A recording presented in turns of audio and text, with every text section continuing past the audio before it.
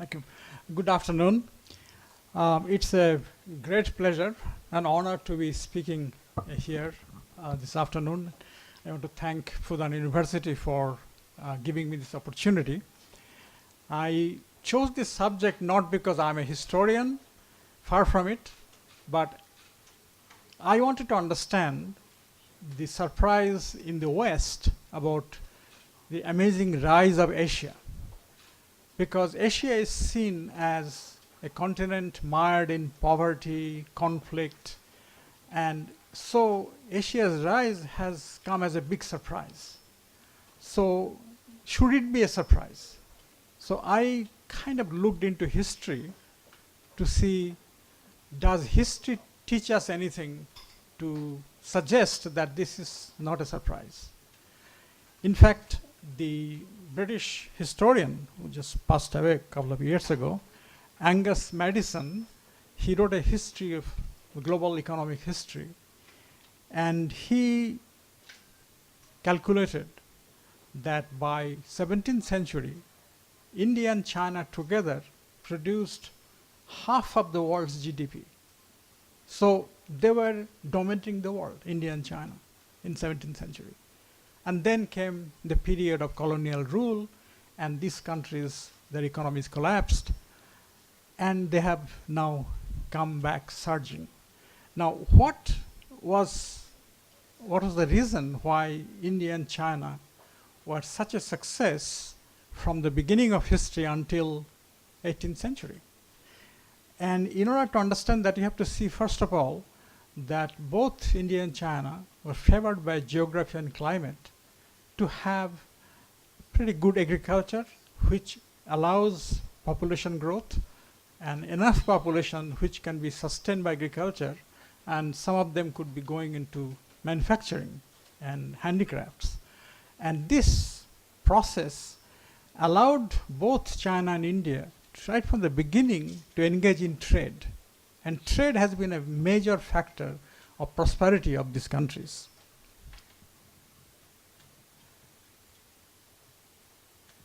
So this is from the Indus Valley civilization. This was the kind of artwork. This was about 2,500 years old.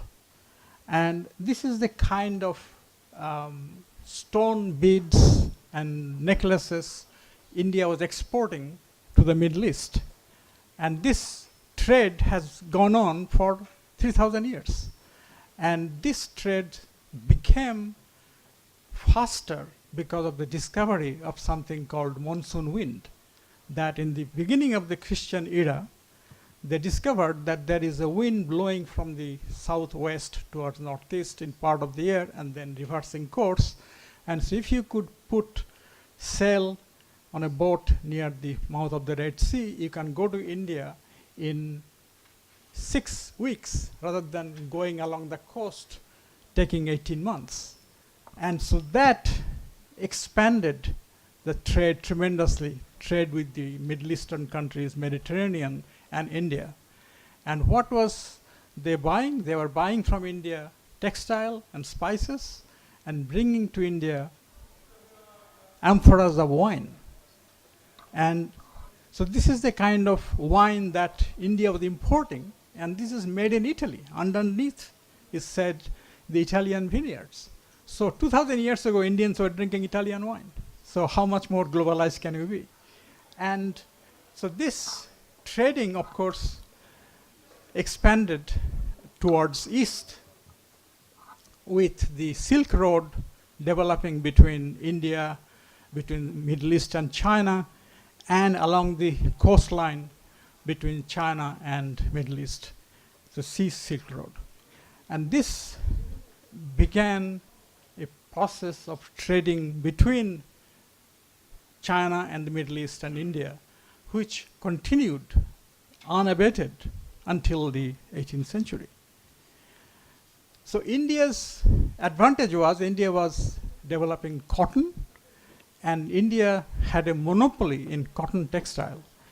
But this monopoly was particularly useful because the Indians developed a management system called Shreni.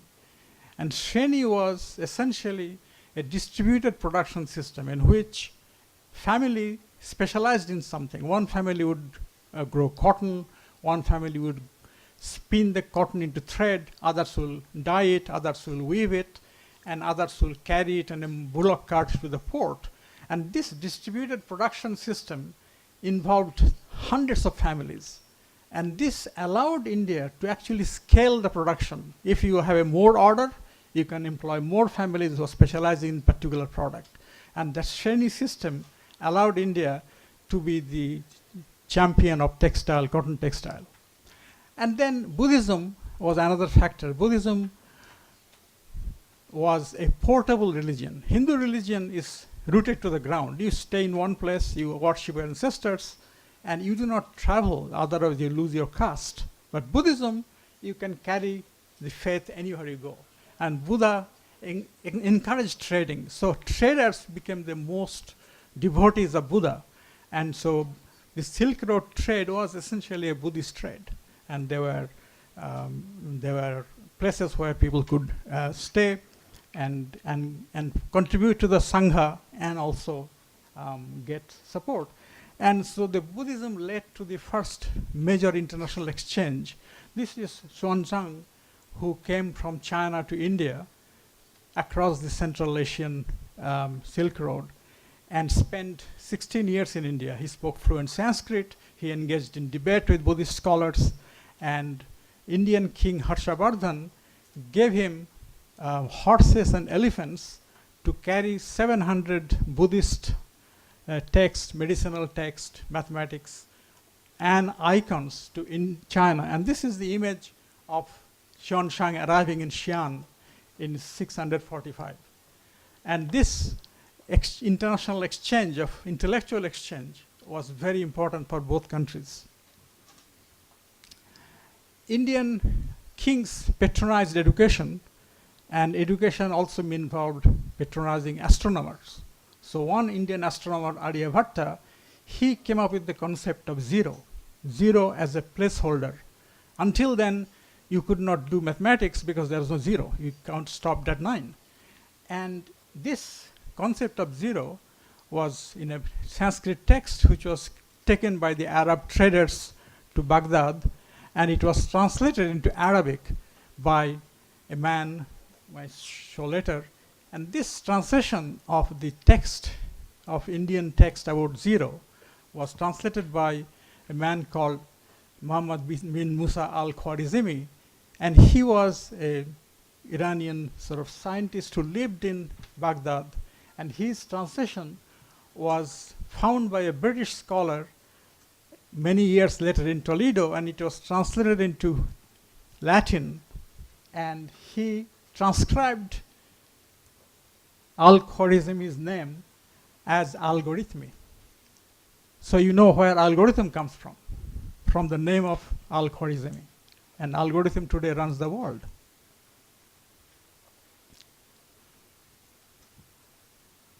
So in case of India, what happened was that the Indian dynasty, Maurya dynasty and Gupta dynasty, which ruled India for nearly 1,000 years from 4th century BC to 7th century AD, they had set up a real model administration, governments.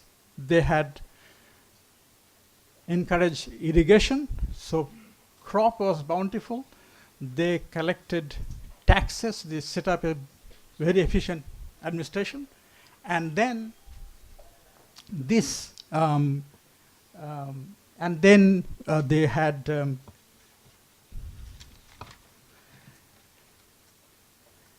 one of the things they said that you could not cut a tree without government's permission. So the concept of preserving nature was very much there in the 4th century BC, and because it was seen as a resource. And then they promoted education, and the most important thing was the idea of secularism and tolerance. The India is a land of many religions, but you have to tolerate, you have to accept other religion and cannot be condemning them in any way.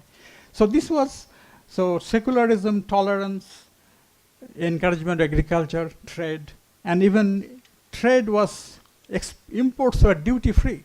in order to facilitate import of interesting items from outside the world. And very quickly go to China. The Chinese Tang Dynasty was very important in terms of opening up the country, their open trade policy. And Tang Emperor Taizong sent a mission to India to ask for technology to make sugar. So 2 technicians from India came to teach Chinese how to grind sugar cane to make sugar. And that was Taizong's initiative. And there was not only that kind of initiative, the Song King,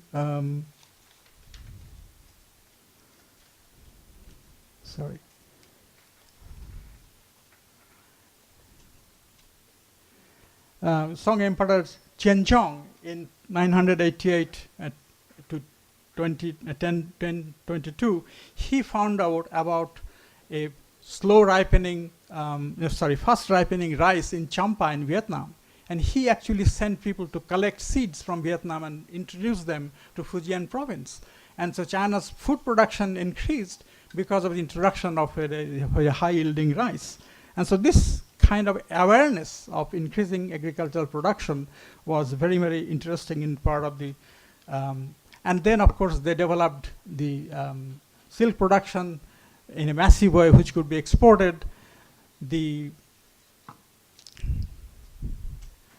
And the other 2 technologies which were again patronized by the king emperors was the paper making and woodblock printing.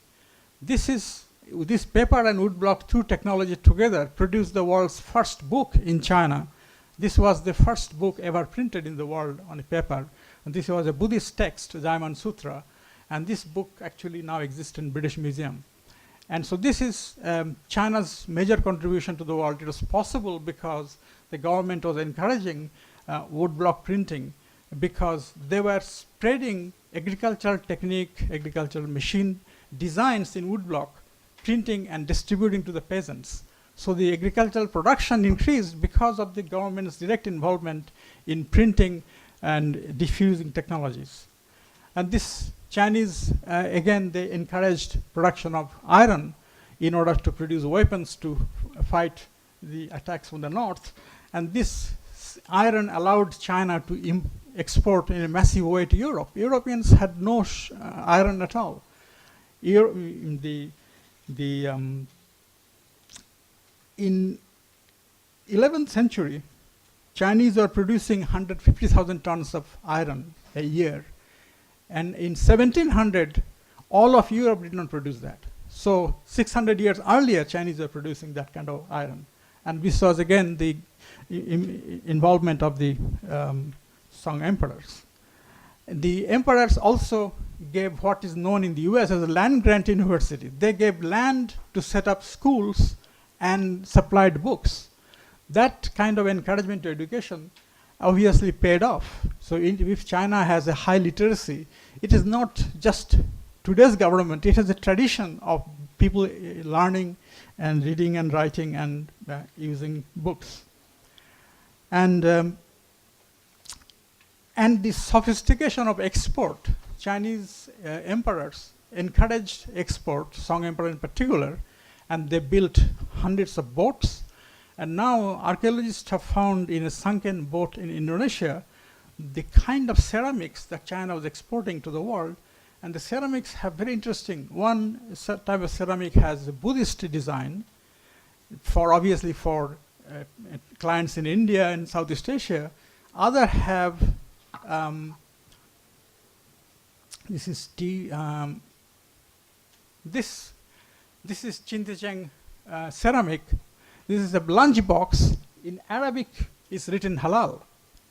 And so Chinese knew that customers has to be satisfied with the product. So they actually knew how to customize their product for export abroad. So this is something very traditional in China that West is learning now, how to customize your product. And this expedition of Cheng Ho to Indian Ocean, and he brought back this giraffe, again, expanding knowledge of China about the world. So this was some of the examples of how former rulers showed great wisdom in developing the country and making it prosperous. And so that was in 1700. Thank you very much.